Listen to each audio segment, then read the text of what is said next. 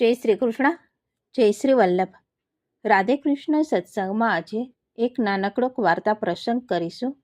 પણ તે પહેલાં આપ રાધે કૃષ્ણ સત્સંગમાં જોડાવા માંગતા હોય તો લાઈક કરજો, શેર કરજો અને સબસ્ક્રાઈબ કરજો, જેથી આવતા નવા તમામ પ્રસંગો આપના સુધી પહોંચી શકે. કુદરત પોતાના રૌદ્ર સ્વરૂપનો પરિચય આપી રહી હતી. અનરાધાર વરસાદે જનજીવન અસ્તવ્યસ્ત કરી દીધું હતું. ત્યારે એક પિતાને પોતાના કરતાં પણ પુત્રની સલામતીની ફિકર વધારે હતી.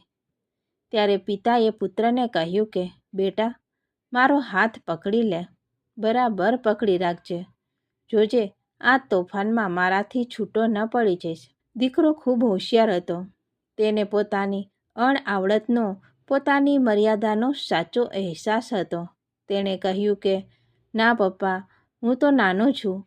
હું હાથ પકડીશ તો શક્ય છે કે ખરા સમયે કટોકટીની કોઈ પળે જ હું હાથ છોડી દઈશ અને આ વમળમાં અટવાઈ જઈશ.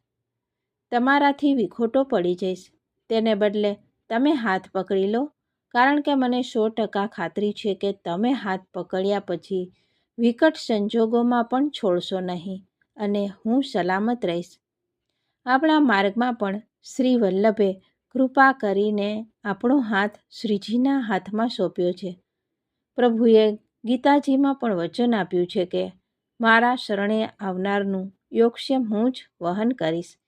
એથી પણ વિશેષ શ્રાવણની શુદ્ધ એકાદશીના પ્રભુએ સાક્ષાત પ્રગટ થઈને શ્રી મહાપ્રભુજીએ વચન આપ્યું છે કે તમે જે જીવ મને સોંપશો તેને હું છોડીશ નહીં.